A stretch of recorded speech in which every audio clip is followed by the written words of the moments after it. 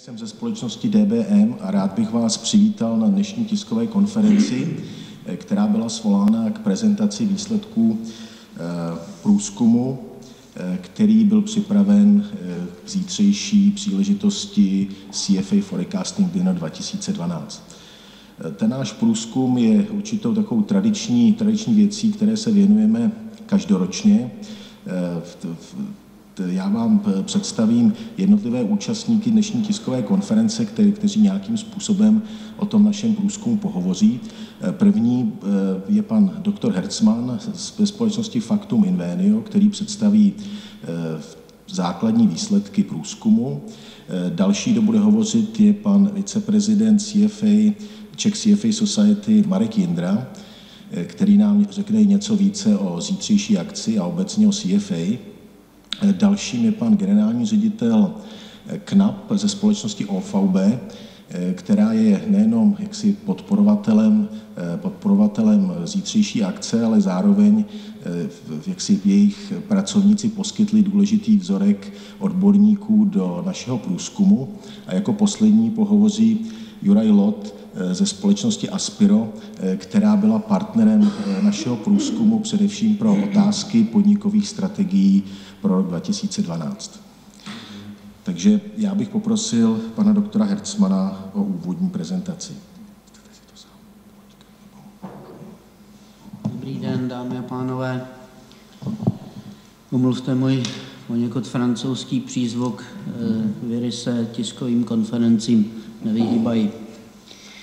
My jsme velmi rádi, že jsme byli přizváni k dalšímu ročníku průzkumu, k dalšímu ročníku spolupráce na téhle úžasné akci Forecasting Dinner a věnovali jsme se otázkám poměrně širokého spektra od perspektiv Evropské unie až po podnikové a investiční strategie na individuální bázi. Dovolím si vás seznámit s hlavními výsledky toho průzkumu, s tím, co je nejzajímavější. Než se pustím do těch výsledků samotných, tak několik slov o průzkumu jako takovém. Byl to průzkum, jehož sběr dat zajišťovala společnost DBM. Společně jsme připravovali dotazník a my jsme měli na starost zpracování dat a interpretaci. Cílovou skupinou byli ti, kdo o tom něco vědí, tedy finanční analytici, přední čeští i zahraniční ekonomové a vysocí manažeři. Ty nejdůležitější skupiny jsou členové a kandidáti CFA Society, řídící lidé z OVB All Finance a pak velká skupina čtenářů Final Word, Líčítu, což také tvoří největší část těch respondentů.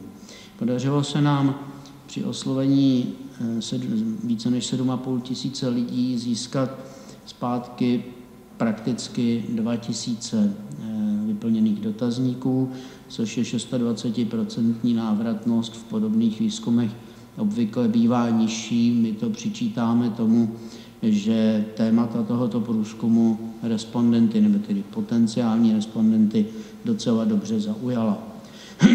Na poslední řádce vidíte, že výsledky jsou opravdu čerstvé. Není to něco, co bychom sbírali v polovině loňského roku, kdy ještě možná o některých věcech panovaly jiné představy než začátkem roku 2012.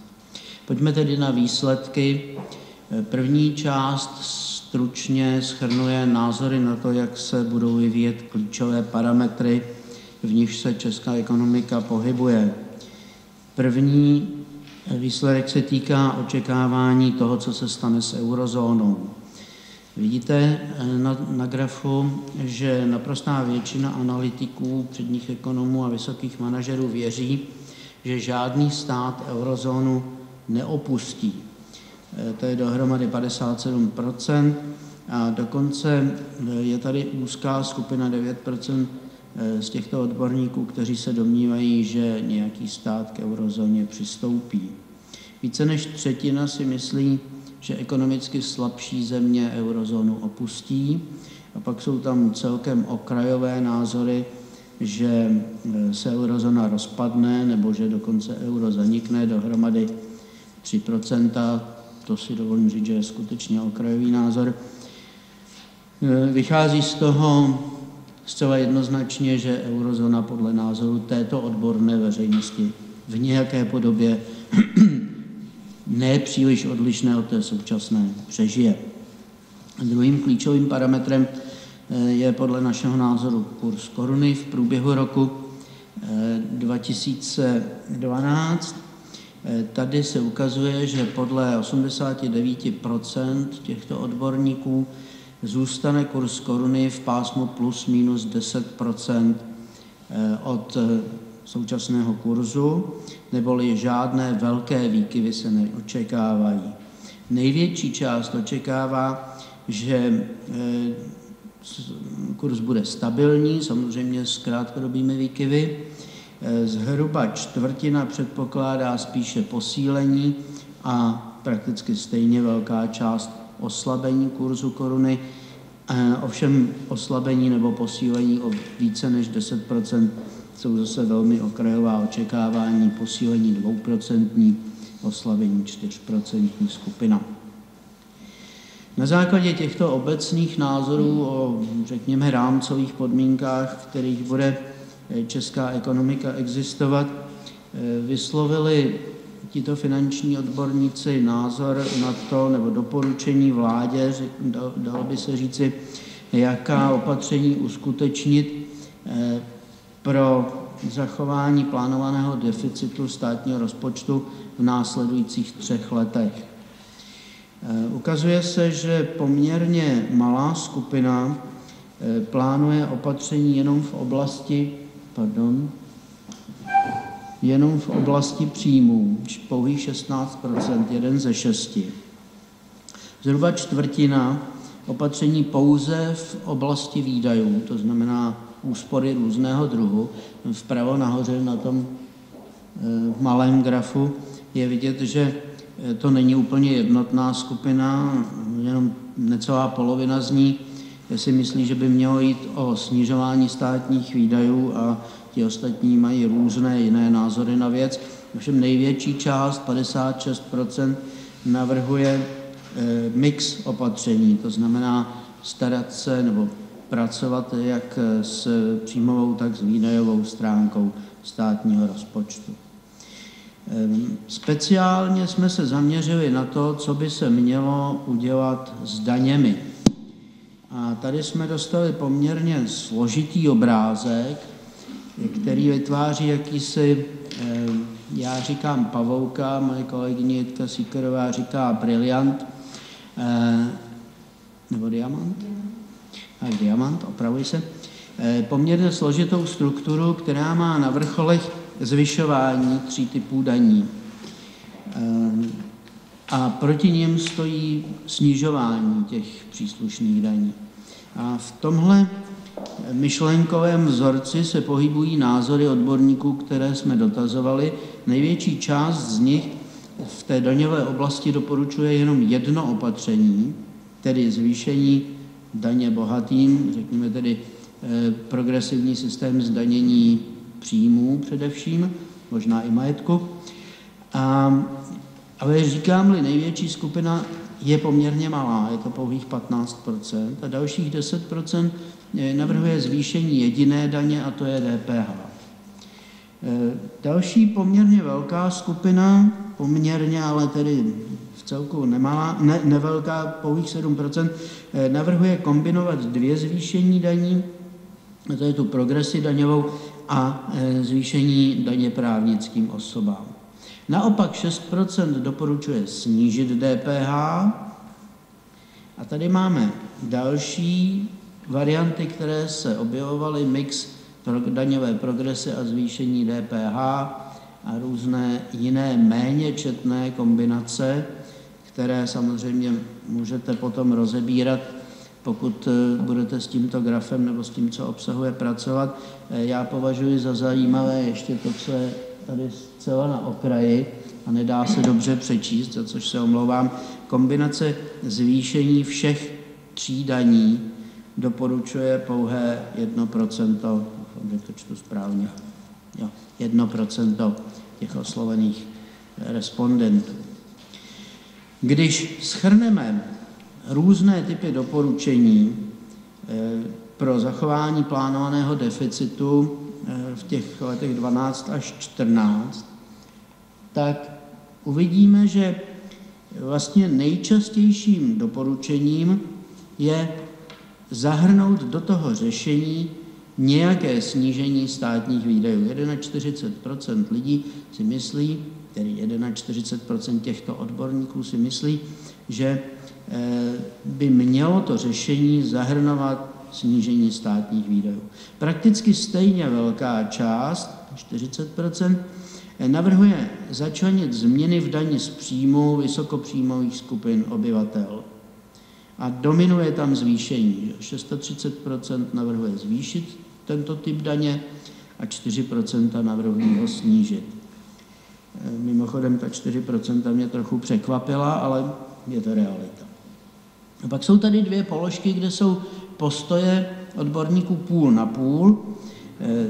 Ještě pořád téměř stejně velká část, 38%, doporučuje změny DPH, ale tady je to půl na půl. 19% zahrnuje do toho svého řešení zvýšení DPH, 19% snížení DPH. A třetina by potom zahrnula změny v dani z příjmu právnických osob a zase je to prakticky půl na půl, 16% navrhuje zvýšit a 15% snížit. A pak se ukázala poměrně velká skupina, 630% odborníků zahrnuje do toho svého návrhu, do toho svého komplexního řešení nějaké jiné kroky. Nejčastěji se tam objevilo omezení korupce a rozkrádání, ale objevilo se tam také zefektivnění státní správy, zprůhlednění státních zakázek, což všechno jsou záležitosti, které nejsou primárně finanční, ale zřejmě jsou vnímány jako ty, které mají finanční dopad. A pak samozřejmě omezení výdajů napříč rezorty. Ptali jsme se také na to, jak podpořit dlouhodobou konkurenceschopnost České republiky a převažující názor zcela jednoznačně směřuje k podpoře rozvoje malých a středních podniků. Plná polovina tady zahrnula do svého návrhu toto řešení. Tady upozorňuje, že součet těch procent, která vidíte, přesahuje 100, protože respondenti mohli uvádět více různých opatření. No a ta podpora rozvoje malého středního podnikání jde velmi často ruku v ruce s podporou aplikovaného výzkumu, výuky technických a přírodních oborů a s podporou rozvoje infrastruktury. Tento balíček tedy přináší tento průzkum jako podnět našim decizním orgánům, i když myslím, že oni to možná vědí. Další téma se týkalo firem. Ptali jsme se na to, co by tito odborníci doporučili firmám k překlenutí útlumového období.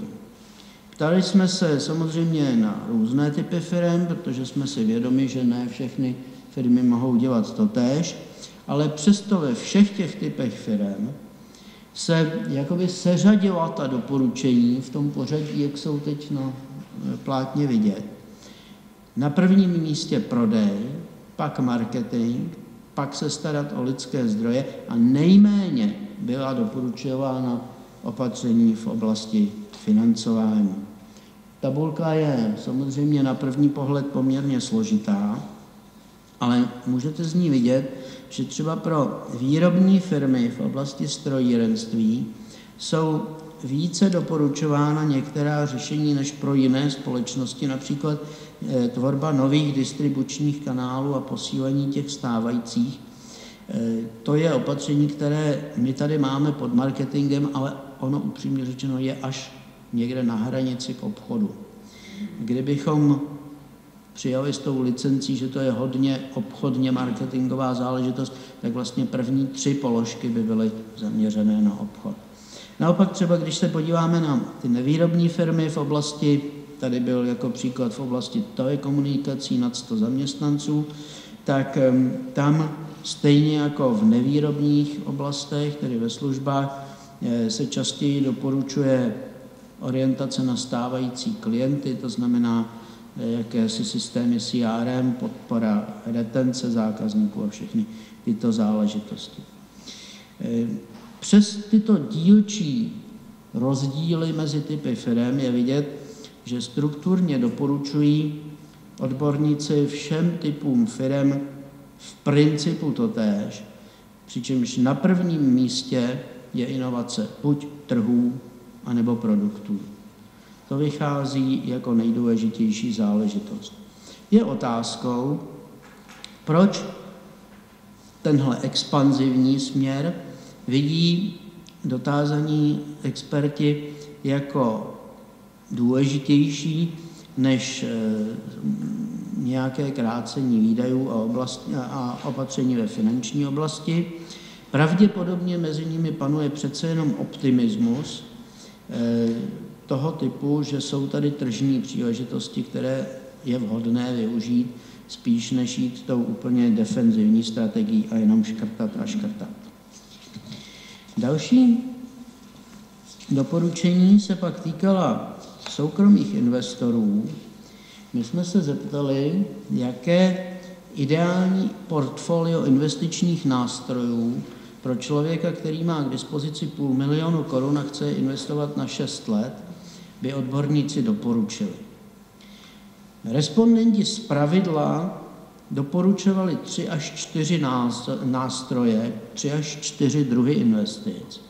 Ale když složíme za celou tu skupinu všech odborníků, kteří odpověděli ideální portfolio, tak se ukáže, že v něm je zastoupeno daleko více nástrojů, i když některé z toho jenom okrajově. Tak já bych začal konzervativním investorem, který klade důraz na bezpečné investování svého 500 000 na 6 let.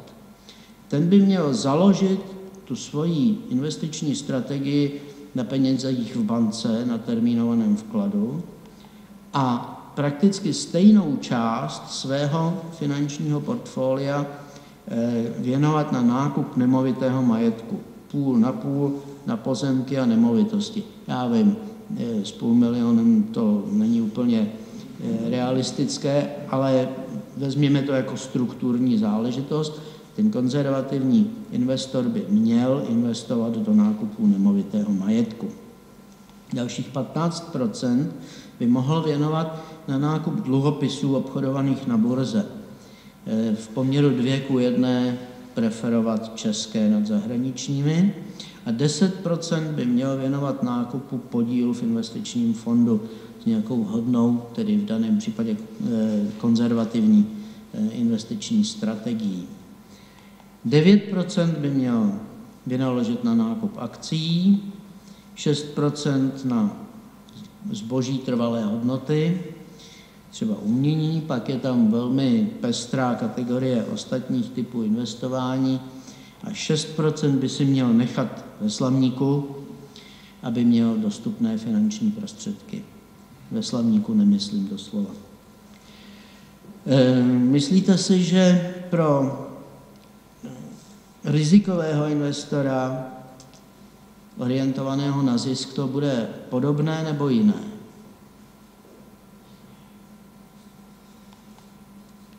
Ten základ toho balíčku je opravdu jiný.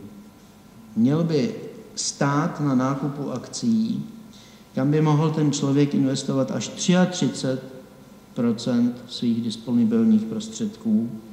A zajímavé je, že 2:1 je tady ten poměr mezi akciemi s růstem a akciemi dividendového typu. Nad tím je potom zase nákup nemovitostí.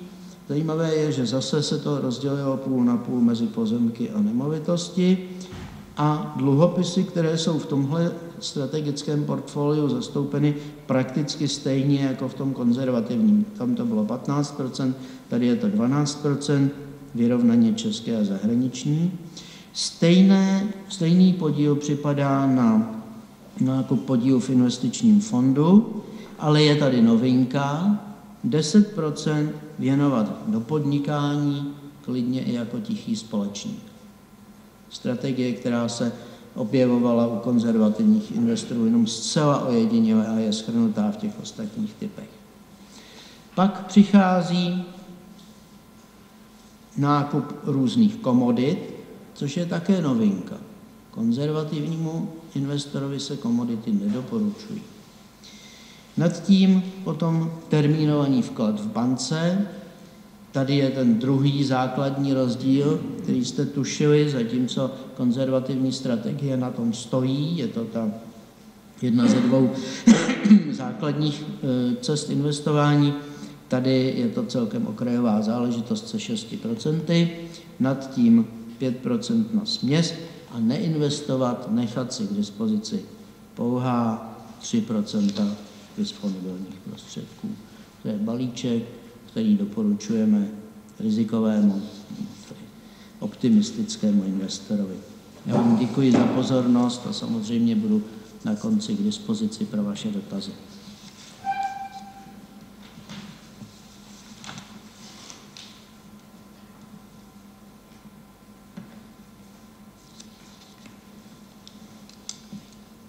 Takže já bych poprosil o další vystoupení pana Jindru. Dobrý den, já bych vám chtěl jenom krátce představit CFA, Czech CFA Society a akci u příležitosti, které se tento výzkum prováděl. CFA Institut je globální organizace, která prosazuje kvalitu a etické chování, podporuje vzdělávání v oblasti finančního investování a finančního poradenství. A tento cíl, toto poslání sdílíme i my jako Czech CFA Society, jedna z organizací globálního CFA institutu. To CFA znamená Chartered Financial Analyst a je to program a i celkově přístup k investování nebo k investičnímu poradenství. A celosvětově je členem této organizace již více než 100 000 investičních profesionálů, a to ve více než 135 asociacích ve více než 58-60 zemích v dnešní době. Vznikli jsme v roce 2002, letos slavíme jubileum, hned v prvním roce činnosti z kraje roku 2003 jsme organizovali první Czech CFA Society Forecasting Dinner, což je naše vlajková akce, která, jak jsem řekl, bude 10. rokem letos a je to akce, kde se schází tradičně více než 200 investičních profesionálů z České republiky. Máme letos potvrzené generální ředitele, finanční ředitele více než 6 velkých českých bank, dále spoustu poradců a celou řadu profesionálů z oblasti konzultingu a finančního poradenství, ať už podnikového nebo osobního. Tato akce se koná pod záštitou guvernéra České národní banky, pana Singera. Opět toto je příznak každého roku. A pan Singer bude i jedním ze 2 významných řečníků na této akci. Druhým bude Willy Kiekens, což je výkonný ředitel Mezinárodního měnového fondu se sídlem v New Yorku. Ještě něco, a to pak budete mít v balíčku, který vám pošleme, o Czech CFA Society jako takové. My lokálně máme zhruba 130 členů, kteří pocházejí profesně z různých oblastí finančního poradenství a z celé řady firem, které jsou aktivní v Čechách, ať už to jsou banky či poradci. Na závěr bych chtěl říct, že CFA je globálně vnímáno jako symbol integrity, kvality a hlavně etického chování v oblasti finančního investování a to je ten hlavní cíl, který se snažíme v Čechách prosazovat. Děkuji. Děkuji. Jestli mohu žádat pana Michala Knapa jako partnera průzkumu a zároveň jako podporovatele zítřejší prestižní akce má slovo.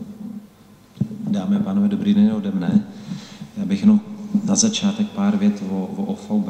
OVB je společnost, která působí na českém trhu již 20 let v oblasti finančního zprostředkování.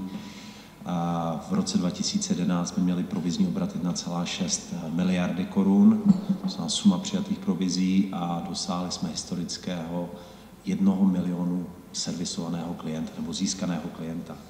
Já jsem během vystoupení pana Hertzmana jsem si tady dělal poznámky, protože my jsme se také účastnili jako respondenti, cirka 10% podíl.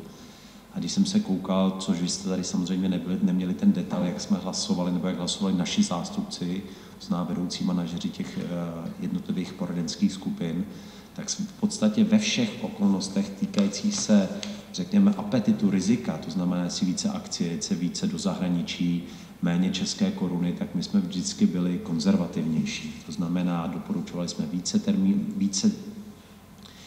větší část portfolia toho konkrétního klienta dávat do termínovaného vkladu, nebo když akcie, tak vesměs denominované do české koruny, aby byla méně zatížená tou volatilitou kurzu koruna versus euro, koruna versus dolar.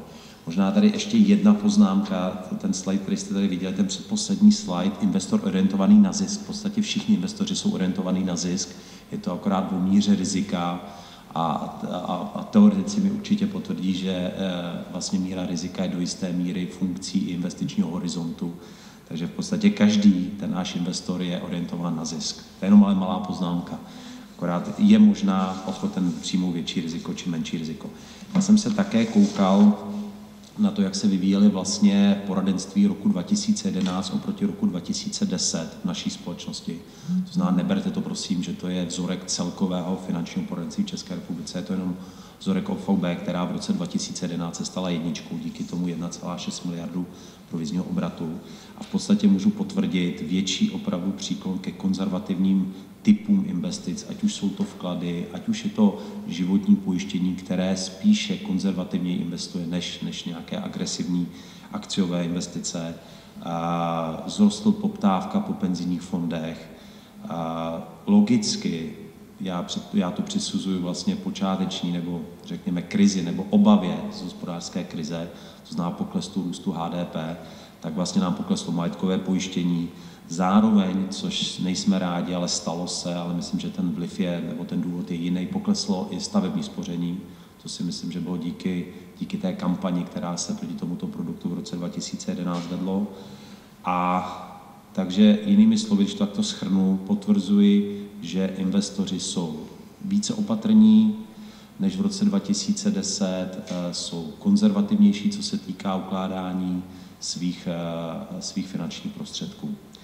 Jenom tady padlo, že jsme vlastně partnerem již 4. rokem a to, co říkal kolega, ano, také sdílíme ty hodnoty, odbornost, čestnost, profesionalita v oblasti poskytování finančního poradenství a to je důvod, proč jsme partnerem a doufám, že budeme partnerem i v příštích obdobích.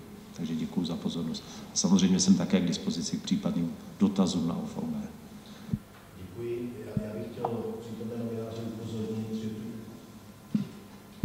Já bych chtěl přítomné novináře upozornit, že tu detailní zprávu mají k dispozici na flešce, kterou jste dostali při příchodu na tiskovou konferenci. Jsou tam i další podkladové materiály, včetně té prezentace pana Hertzmana.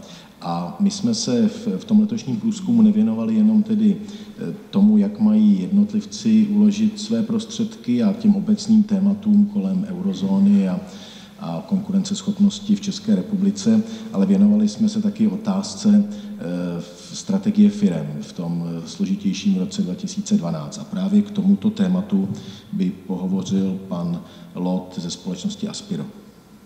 Dobrý deň. Ako zástupca poradenskej firmy Aspiro, ktorá radí svojim klientom v oblasti stratégie aj manažmentu, môžem povedať, že bol pre mňa tento prieskum inšpirujúci, lebo to porovnávame s tým, ako sa stretávame s jednotlivými manažérmi a ako to v skutočnosti v tých slovenských a českých podnikoch vyzerá. Veľmi často sa stretávame s tým, že v tejto dobe ekonomickej krízy manažéri nesiahajú po tých najvhodnejších manažerských nástrojoch a nevyberajú práve tie najlepšie nástroje na tie ozdravné opatrenia.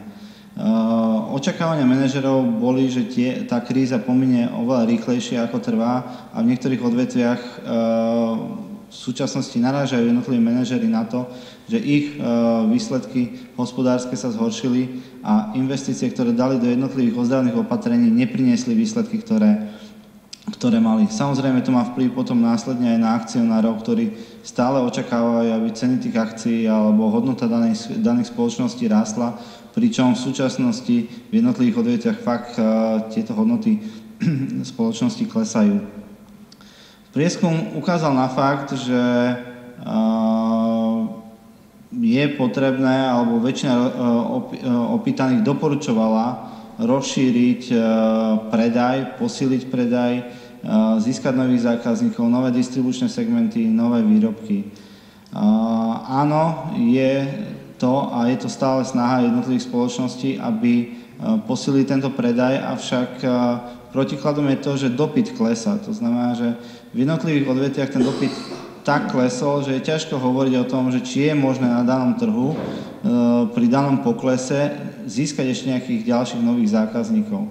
A veľmi často spoločnosti hľadajú nových zákazníkov a menej sa venujú súčasným zákazníkom a oveľa lacnejšie je si udržať súčasného zákazníka, ako získať toho nového.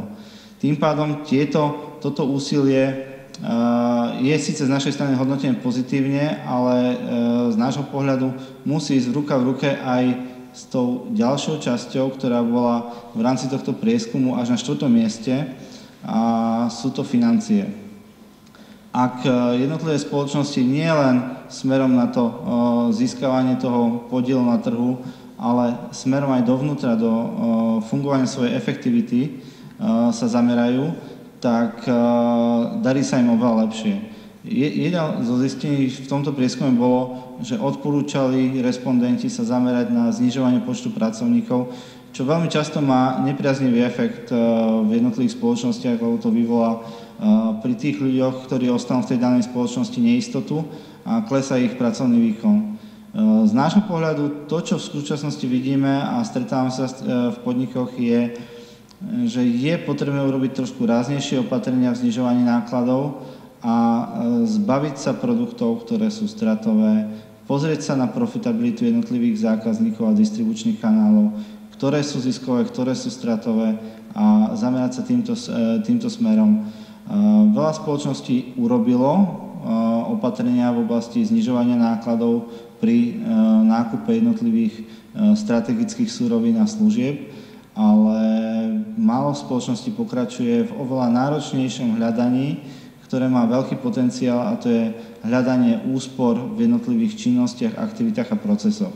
Čiže málo spoločností v súčasnosti sa zameriava na úsporu nákladov, elimináciou jednotlivých činností, zjednodušením procesov a identifikovaním týmto spôsobom úspor. Prieskum poukázal na zaujímavý fakt, že mladší ľudia boli viac názorovo bližšie k tomu, že je potrebné aj na strane financií nájsť nejaké riešenia, aby tá stratégia a tie jednotlivé podniky boli úspešnejšie. Tí, ktorí boli starší ako 35 rokov až 40 rokov, tí boli skôr zastancami toho, že nie je potrebné hľadať až tak tie opatrenia v oblasti nákladov, ale tá časť v oblasti predaja, distribúcie a marketingu je tá časť, ktorá je podľa nich tá prioritnejšia. Z hľadiska tej volatility českej koruny bol zaujímavý fakt, že tí ľudia, ktorí poukázali na to, že očakávajú nejakú zmenu českej koruny, nenavrhovali využiť niektoré nástroje, ktoré vlastne pomôžu jednotlivým spoločnostiam zastabilizovať túto korunu a využiť jednotlivé nástroje a inštrumenty na udržanie toho kurzového rozdielu. Takže z môjho pohľadu ako zástupca poradenskej firmy som videl, toto je môj názor a názor našej spoločnosti na tento prieskum, ktorý ukázal veci, ktoré sa fakt dejú na tomto trhu, ale vidíme, že je určitá oblasť, ktorá vychádza aj z tohto optimizmu, že bude lepšie, Ale v niektorých firmách, s ktorými sa stretávam, fakt sa tá situácia nezlepšuje a tam v tom prípade je potrebné oveľa väčší dôraz na tú oblasť financovania, financií, nákladov. Toľko z mojej strany, ďakujem. Děkuji. To je tedy vše od našich panelistů. Nyní bych nabídl prostor pro otázky. Jsou nějaké otázky ze strany novinářů?